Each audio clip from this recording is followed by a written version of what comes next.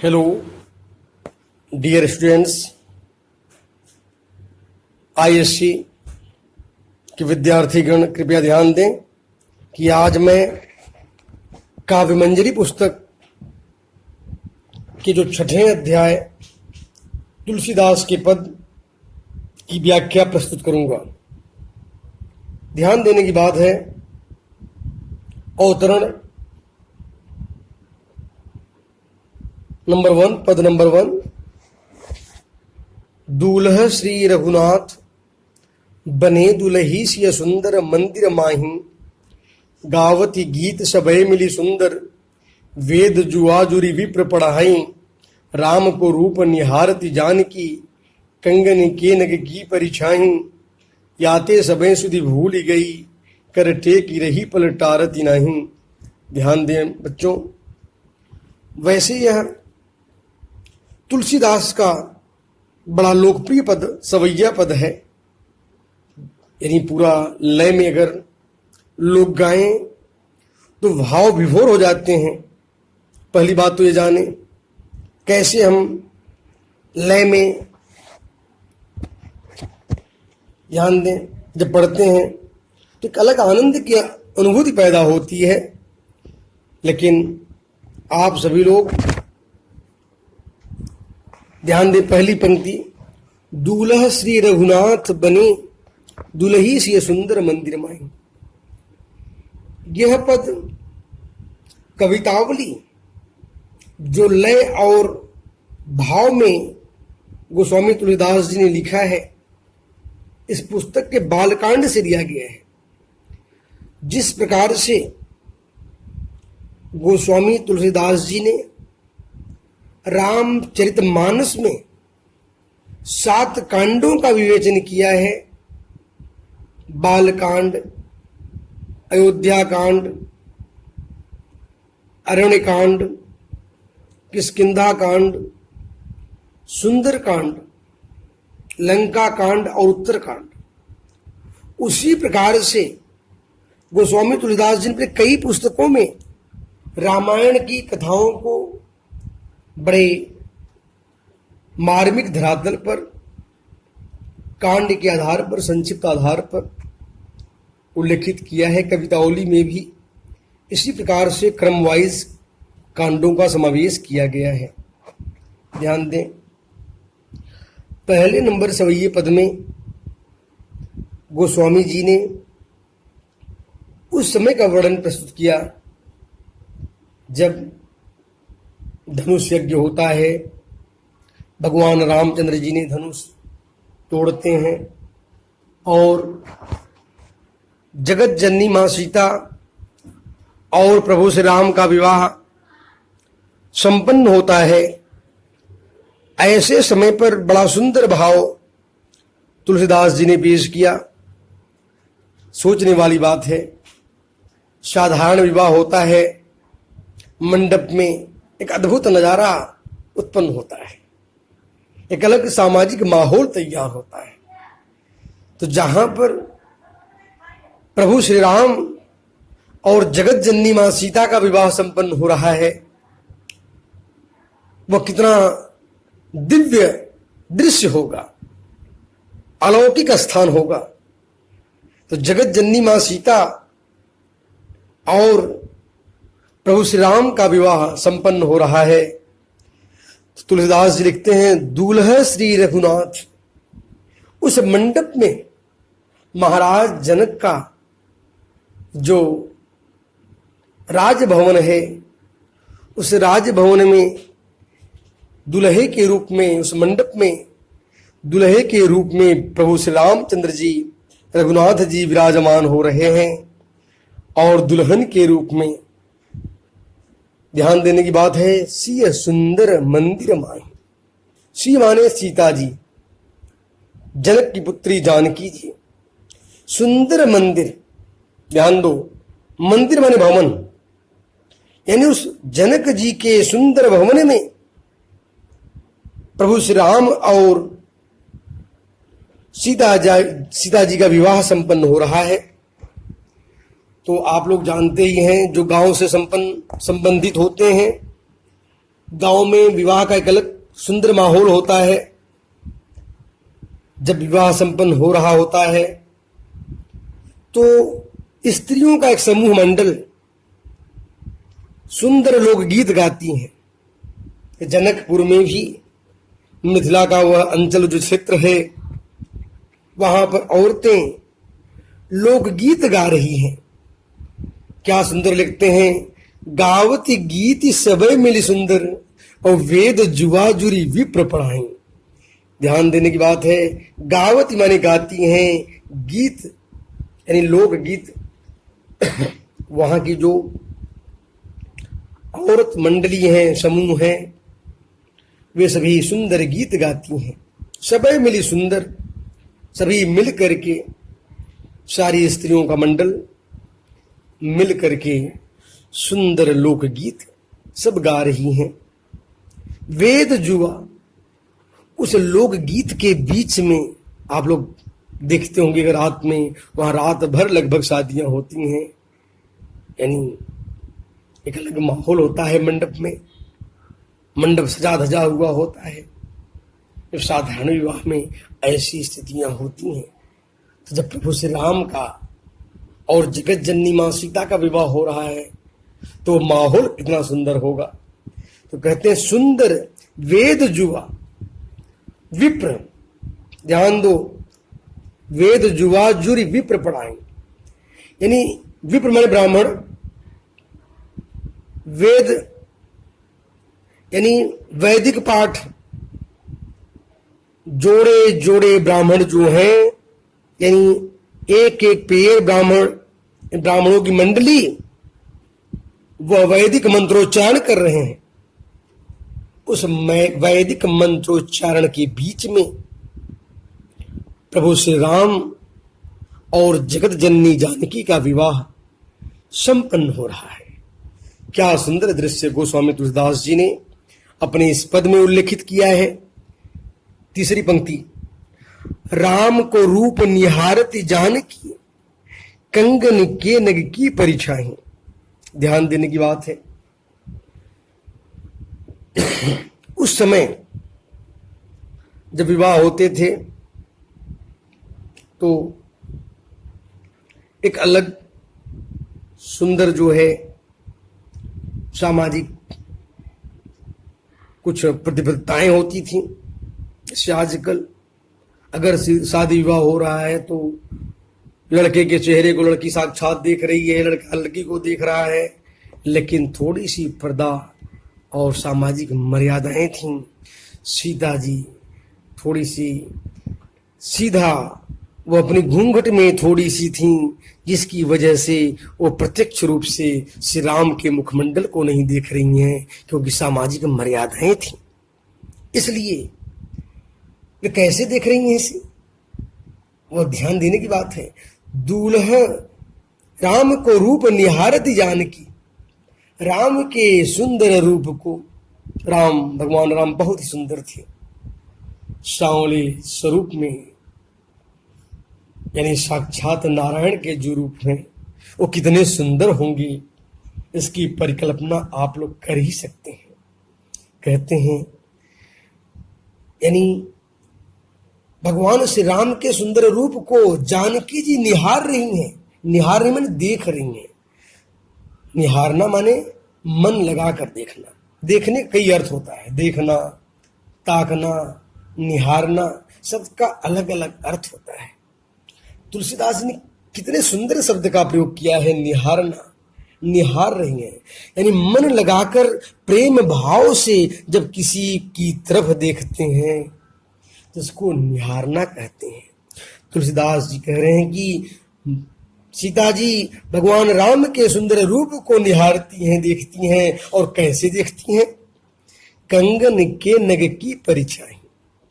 कंगन में जो नग है, जो सुंदर मोती के जो स्वरूप कंगन में जो फिट हुए हैं, ध्यान दो, जो नग लगे हुए हैं, उस नग में, उस मोती और हीरे जैसे जड़ाऊ कंगन में जो नग लगा हुआ है, उस नग में प्रभु श्री राम का प्रतिबिंब दिखाई दे रहा है।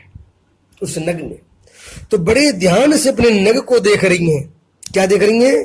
कंगन के नग की परिछाई। कंगन में परिछाई माने प्रतिबिंब, भगवान श्री राम के प्रतिबिंब को बड़े ध्यान से निहार रही हैं, देख रही हैं। यानी अपने हाथ पर दृश्य लगाई हुई हैं। ध्यान देने की बात है। याते सबे सुधी भूल ही गई, कर टेकी रही पलटारती नहीं। याते इसलिए सबे सुधी भूल ही गई। सीता जी सुध बुध खो गई, मानो होश वास खो गई हूं। राम का इतना सुंदर स्वरूप था, अपने कंगन में देखती जा रही हैं और हाथ भी नहीं हिला रही हैं, क्योंकि हाथ हिलाई तो कहीं वह नग इधर उधर हिला। भगवान राम का सुंदर तस्वीर वो जो दर्शन कर रही हैं जगत जननी सीता जी, मानो उससे कहीं वंचित न हो जाए। वे आंखें जो तृप्त हो रही हैं उसमें बाधा उत्पन्न हो जाए। ध्यान देने की बात है।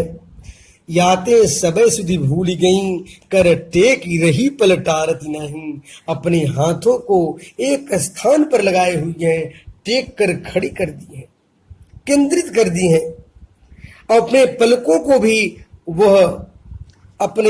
को भी गिरा नहीं रही हैं। लगातार एक पल अनिमेष भाव में बिना पलक गिराए उस रूप को देख रही हैं, कहीं वह रूप जो है वंचित न हो जाए। ध्यान देने की बात है। कितना सुंदर भाव अपने पहले पद में मूल्यांकित किया। अब मैं दूसरे पद की ओर बढ़ रहा हूं। ध्यान दो दूसरे पद को, सुंदर भाव में देखें। आगे कितने सुंदर भाव में। कागर कीर ज्यो भूषण चीर, शरीर लस्यो तजी नीरु ज्यो काई। मातु पिता प्रिय लोग सबे, सन्मान सुभाय सनेह सगाई। संग शुभामिनी भाई भलो दिन, द्वे जनु औध हुते पहुनाई। राजीव लोचन राम चले तजी, बाप की राज बटाओ की नाई। क्या सुंदर भाव है। ध्यान देने की बात है। यह भी जो दूसरा पद है सवैया पद, यह तुलसीदास जी ने इस पद को कवितावली के अयोध्या कांड में उल्लिखित है। वैसे कवितावली जब पढ़ी जाती है या पढ़ते हो सुनते हो तो मन विभोर हो जाता है। मन रूपी जो भंवरा है प्रभु श्री राम के कमल रूपी चरणों में केंद्रित हो जाता है उस समय। ध्यान देने की बात है। कागर कीर ज्यों भूषण चीर, यानी भगवान श्री रामचंद्र जी जब वे, ध्यान देने की बात है, भगवान श्री रामचंद्र जी जब वन गमन कर रहे हैं, जब उनको वनवास मिल गया है, उस समय की स्थिति का बड़ा मार्मिक वर्णन गोस्वामी तुलसीदास जी ने किया है। कहते हैं भगवान रामचंद्र जी राजसी वस्त्र का परित्याग कर दिए हैं और संत यानी सन्यासी मार्ग को ग्रहण करते हुए उन्होंने गेरुआ रंग के कपड़े को धारण कर लिए हैं और गेरुआ रंग का वह जो वस्त्र है, आभूषण तोते के पंखों के समान, मानो उनका जो शरीर है वह शोभायमान हो रहा है। कितना सुंदर लग रहा है।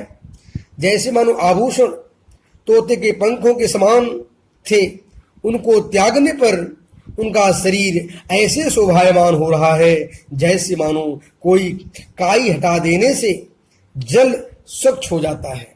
उसी प्रकार से प्रभु श्री रामचंद्र जी जब राजसी वस्त्र का परित्याग करके जब वे अपने संन्यास मार्ग के वस्त्र को धारण करते हैं, उनकी शरीर अनुपम और सुंदर लगती है। ध्यान यानी कहते हैं उस समय का दृश्य बड़ा अनुपम है। कहते मातु पिता प्रिय लोग सबे, सन्मान सुभाय स्नेह सगाई।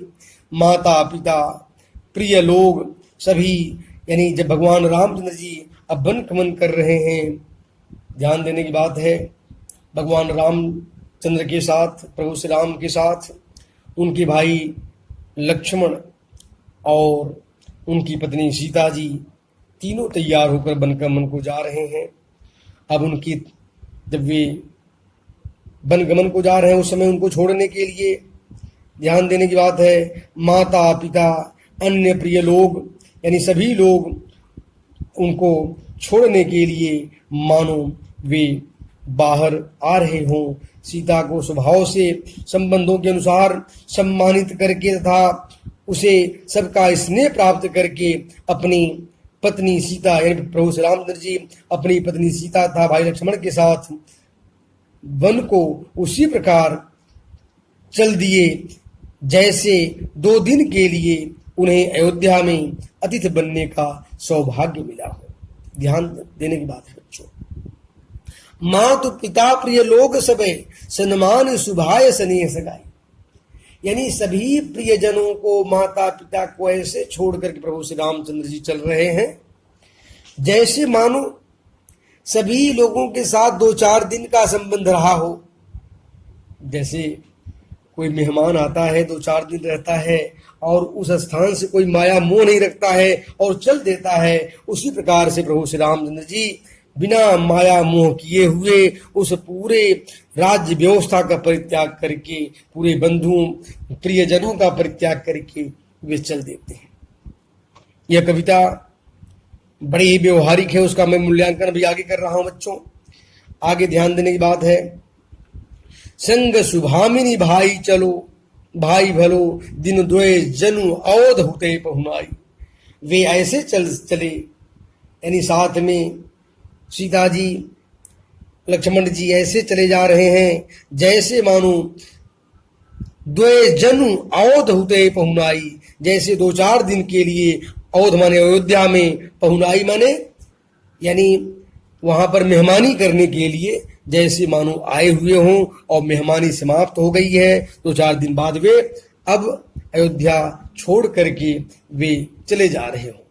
यानी वनगमन का सुंदर दृश्य बड़ा मार्मिकता के साथ गोस्वामी जी ने मूल्यांकित किया है। राजीव लोचन राम चले तजी बाप की राज बटाओ की राई। ध्यान देने की बात है बच्चों। राजीव लोचन अर्थात कमल के समान नेत्र वाले प्रभु श्री रामचंद्र जी अपने पिता के राज्य का परित्याग करके उसी प्रकार चले जैसे राहगीर जैसे अपने स्थान को छोड़कर दूसरे स्थान को चल देता है। कितना सुंदर भाव उन्होंने व्यक्त किया। राजीव लोचन राम चले तजी बाप की राज बटाओ की नाई। जैसे मानो उस राज्य व्यवस्था से उनको कोई लेना देना नहीं था, उसमें कोई उनकी हिस्सादारी नहीं थी, ऐसे वह छोड़ करके उस स्थान को छोड़ करके चल देते हैं। ध्यान देने की बात है बच्चों, यहाँ पर यह गोस्वामी तुलसीदास जी ने बताने का प्रयास किया कि मनुष्य को भौतिक सुख की ओर कभी लिप्त नहीं होना चाहिए। ध्यान देने की बात है। धन दौलत या राजमहल आजकल लोगों के लिए भी यह कविता, यह अंश कितना व्यवहारिक और कितना प्रायोगिक है, ग्रहण करने योग्य है कि लोग 1 इंच जमीन के लिए, सुई की नोक जमीन के लिए लोग लड़ाई कर लेते, महाभारत की रचना कर देते हैं। तुलसीदास जी ने दिखाने का प्रयास किया कि पूरी राज्य व्यवस्था का परित्याग माता पिता के आदेश पर, यानी आदेश पर पूरी की पूरी राज्य व्यवस्था का परित्याग यानी निर्लोभ भाव से कैसे कर देना चाहिए, वह पुरुषोत्तम श्री राम से सीखने और ग्रहण करने योग्य है। ध्यान देने की बात है। अब मैं तीसरे पद की ओर आगे बढ़ रहा हूं।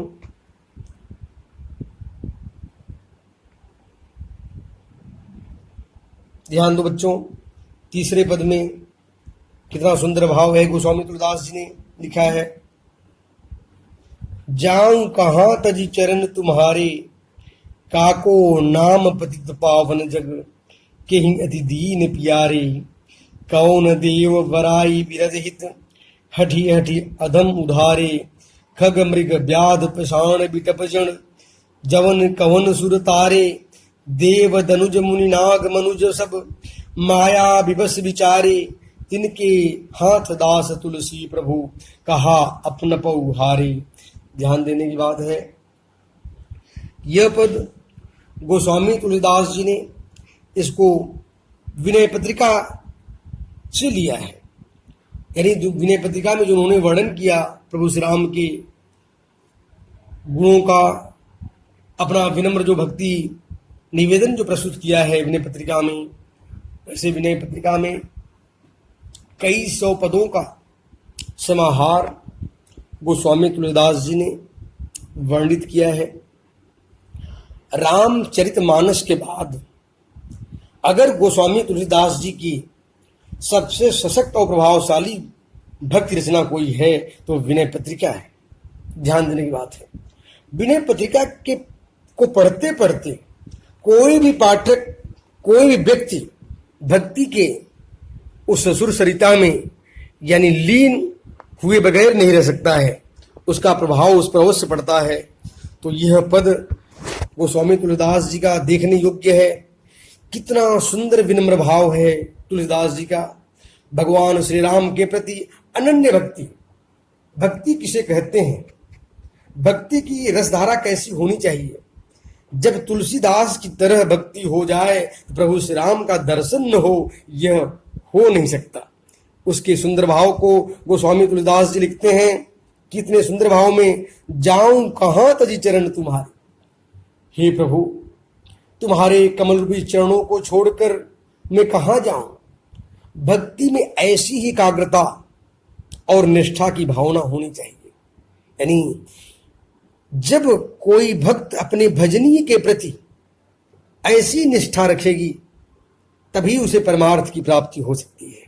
यानी एक परमात्मा के चरण के सिवाय कोई दूसरा चरण, कोई दूसरी भक्ति उसे दिखाई न दे। ऐसा जब भक्ति भाव, जब भक्त एक निष्ठता के भाव में लीन हो जाता है, कितने सुंदर भाव उसमें उत्पन्न होते हैं जो उसे मोक्ष तक ले जाते हैं। वो स्वामी तुलसीदास जी वही भाव व्यक्त करते हैं, हे प्रभु श्री राम तुम्हारे कमल रूपी चरणों को छोड़कर मैं कहां जाऊं, मुझे कोई दूसरा मार्ग दिखाई नहीं देता। काको नाम पतित पावन जन, किसका नाम, काको माने किसका,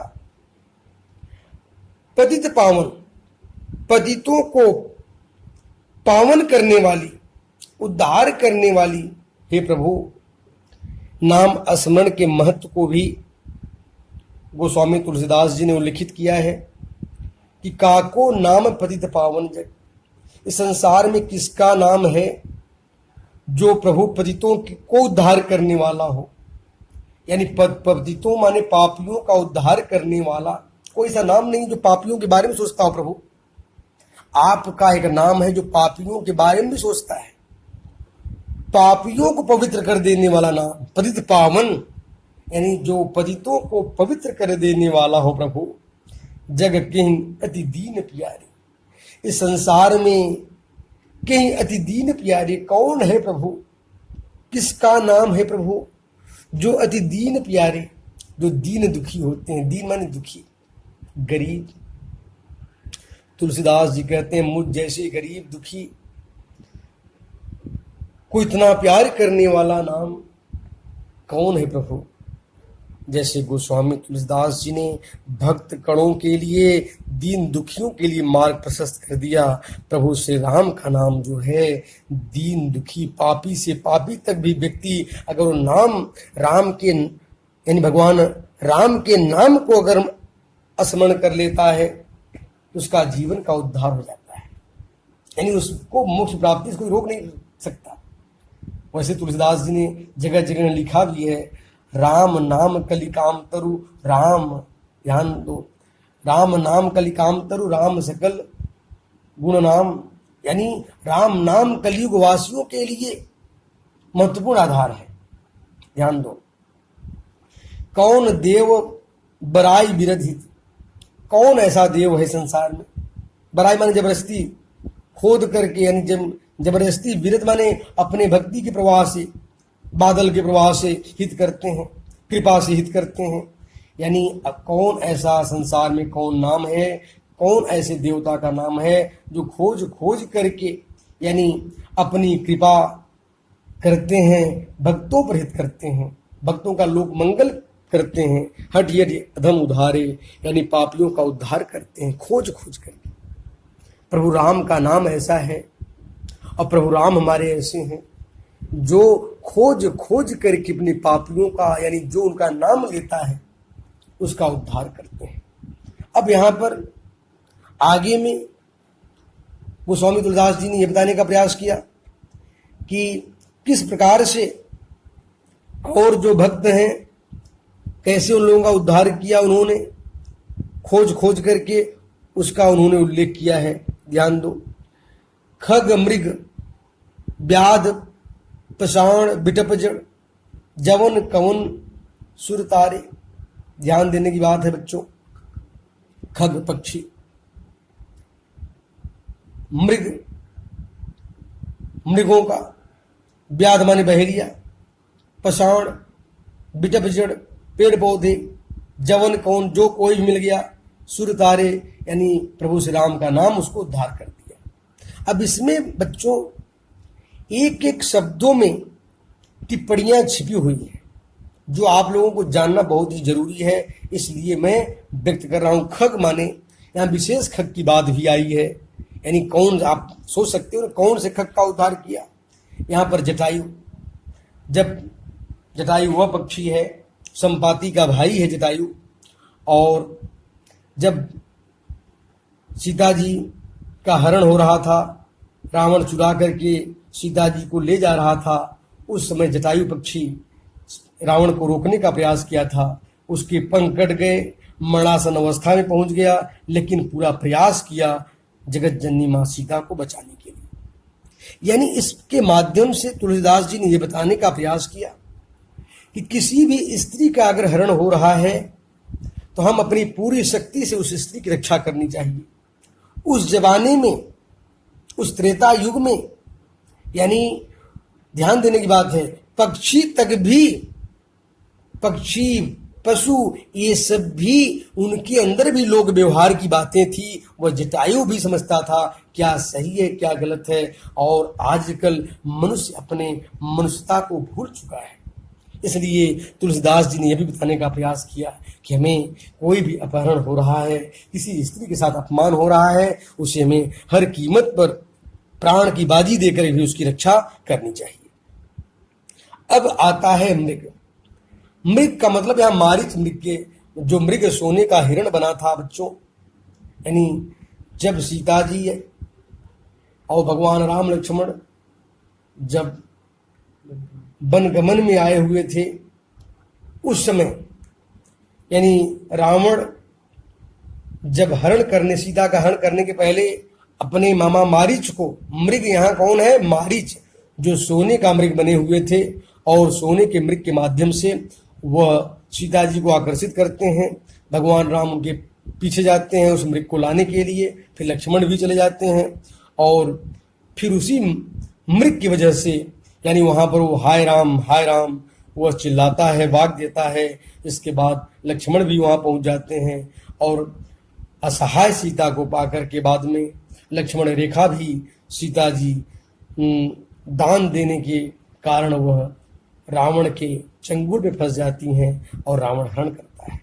यानी वह मृग को जब भगवान राम मारते हैं तो मानो उसका उद्धार होता है। इसके बाद व्याध बहेलिया, ध्यान दो, बहेलिया यहाँ पर कौन है, आप उसे ध्यान देने की बात है। यानी यहाँ पर व्याध बहेलिया से तात्पर्य वैसे यहाँ पर यह बताए हैं, जो छोटी जाति की जो स्त्री है वह सबरी के लिए यहाँ पर उल्लेखित किए हैं। यानी वनों में रहने वाली स्त्री को यहाँ पर व्याध बताया गया है कि सबरी जो है वह विशेष रूप से जंगली क्षेत्रों में, पहाड़ी क्षेत्रों में जीवन यापन करती हैं, और भगवान राम और लक्ष्मण जब वह सीता का हरण हो जाता है तो वहां पर सीता की खोज में पहुंचते हैं, मार्ग में सबरी के घर पहुंचते हैं। सबरी भाव से उन्हें जूठे बैर भी खिलाती हैं और उसे भगवान राम ग्रहण करते हैं और उसे आशीर्वाद देकर मोक्ष प्राप्ति का मार्ग भी प्रशस्त करते हैं। ध्यान देने की बात है। अब यहाँ पर अगला नाम आता है पाषाण। पाषाण माने पत्थर, यानी ध्यान देने की बात है वह पत्थर जिसको यहाँ पर अहिल्या, यानी जिनके पति गौतम ऋषि जी ने अपने पत्नी को श्राप दे दिए थे। इसकी कहानी बहुत लंबी है। इसमें क्या हुआ था कि इंद्र ने इंद्र ने उनके साथ छल किया था। किसके साथ? गौतम ऋषि के साथ। वे जो हैं चंद्रमा को भेज करके मुर्गा बना करके भेजते हैं और मुर्गा जो है वाग देता है, जबकि मध्यरात्रि थी। उस मध्यरात्रि में गौतम ऋषि को गंगा स्नान करने के लिए निकल जाना पड़ता है और उसी समय इंद्र जो हैं गौतम ऋषि की पत्नी को कुदृष्टि के भाव से देखते हैं, काम वासना के भाव से देखते हैं। और इसके बाद आकाशवाणी होती है, गौतम ऋषि अपने घर को वापस आते हैं और वहाँ पर देखते हैं उनका रूप धारण करके उनकी कुटिया में कोई अन्य साधु कहाँ से विराजमान हुआ। तो जब गंगा जल छिड़कते हैं पता चलता है कि वो तो इंद्र है, इसलिए इंद्र को श्रापग्रस्त करते हैं। ध्यान देने की बात है। और पत्नी को भी श्रापित करते हैं। तो उनकी जो पत्नी अहिल्या थी वो पत्थर बन जाती हैं। बाद में उन्होंने अपनी पत्नी को मुक्ति के लिए स्पष्ट किया कि जब भगवान श्री रामचंद्र जी जब त्रेता युग में जब आएंगे, उस समय जब उनके कमल रूपी चरण की धूल जो है जब उस पत्थर पर पड़ेगी, तभी वह पत्थर जो है अपने फिर वास्तविक मुद्रा में फिर वापस आएगी। बाद में भगवान श्री रामचंद्र जी जब वे जनकपुर जा रहे थे, उसी समय रास्ते में उनके धूल का कण पैरों से उसी पत्थर को स्पर्श करता है। तो बाद में वह अहिल्या जो वो पाषाण थी, बाद में एक स्त्री के रूप में यानी अपने वास्तविक रूप में वह परिणित होती हैं। तुलसीदास जी ने रामचरितमानस में भी इसका सुंदर मूल्यांकन किया है। छुअत शिला भई नारी सुहाई, पाहन तेन काठी कठिनाई। वह उनके स्पर्श मात्र से वह शिला भी स्त्री का रूप धारण कर लेती हैं। ध्यान देने की बात है। पिठपजड़ यानी यमलार्जुन वृक्ष जो है भगवान कृष्ण जहाँ पर बांधे गए थे, या माँ यशोदा जी उनको बांध दी थी पेड़ में, वह दोनों पेड़ भगवान कृष्ण ने उसको खींच लिया था। फिर बाद में वो पेड़ जड़ से उखड़ जाता है। वहाँ पर यमल और अर्जुन दो जो हैं देव कुमार जैसे मानो वह पैदा होते हैं और उनको वो जो श्रापित थे वह श्राप से मुक्ति मिलती है। जमन कवन सुर तारे, जो कोई भी मिल गया हमारे प्रभु श्री रामचंद्र जी ने उनको मुक्ति प्रदान की है। देव दनुज मुनि नाग यानी संसार में देवता से लेकर दनुज, ध्यान देने वाले राक्षस, मुनि, नाग, मनुष्य सभी के सभी माया के चक्कर में विचरण कर रहे हैं। मानो प्रभु श्री राम की अद्भुत माया है, उनकी माया के अनुसार सभी संसार में माया में जकड़े हुए हैं और माया के अनुरूप अपने अपने कर्म कर रहे हैं और उसी कर्म के अनुरूप उनको फल की प्राप्ति हो रही है। गोस्वामी तुलसीदास जी कहते हैं, तिन के हाथ दास तुलसी, प्रभु कहाँ अपन पौहारे। ऐसे मायापति प्रभु श्री रामचंद्र जी के हाथ में मैं अपनी संपूर्ण जीवन की बागडोर उनके हाथ में केंद्रित कर दिया हूँ। कहा अपन पौहारे, मैं पूर्ण रूप से अपने आप को समर्पित कर दिया हूँ, उनके हवाले कर दिया हूँ, अपने आप को हार गया हूँ। अर्थात ऐसे समर्पण की भाव उनकी भक्ति में विराजमान है। यहाँ पर जो भक्त, जो जीवात्मा अपने आप को पूर्ण रूप से उनके कमल रूपी चरणों में, प्रभु श्री राम के कमल रूपी चरणों में अपने आप को न्यौछावर कर देता है, अपने आप को हार जाता है, तो निश्चित रूप से उसे मोक्ष की प्राप्ति अवश्य होती है। गोस्वामी तुलसीदास जी ने भक्ति के मार्ग को प्रशस्त किया कि भक्त यानी जीवात्मा में और भजनीय के बीच में, देवता के बीच में अगर ऐसा संबंध हो जाए तो निश्चित रूप से जीवन का उद्धार हो जाता है। इस तरह से आप लोग खुद स्वयं आनंद ग्रहण करें। ध्यान देने की बात है, इन शब्दार्थों को भी ध्यान में देख लें आप लोग और समय समय पर आप लोग इसका आनंद ग्रहण करते रहें। भक्ति रस का आनंद आपने ग्रहण किया, भक्ति के भाव ग्रहण किया तुलसीदास जी के, यानी इन तीनों पदों में अलग अलग सुंदर सुंदर भाव मिले। एक और जहाँ सुंदर भाव यानी भगवान राम और सीता जी का सुंदर विवाह संपन्न हो रहा है, तो दूसरी ओर जो है वह आपने देखा कि संपूर्ण धन दौलत को कैसे भगवान राम ने परित्याग करके वे वन गमन को ग्रहण किए। और तीसरे पद में ऐसे प्रभु श्री राम के प्रति अगर जीवन हमको समर्पित कर दें तो जीवन हमारा धन्य हो जाएगा। और आप सभी लोग खुद स्वयं आनंद लें, आनंद ग्रहण करते हुए और दूसरों को भी आनंद प्रदान करें और सब्सक्राइब करें और शेयर करें। धन्यवाद।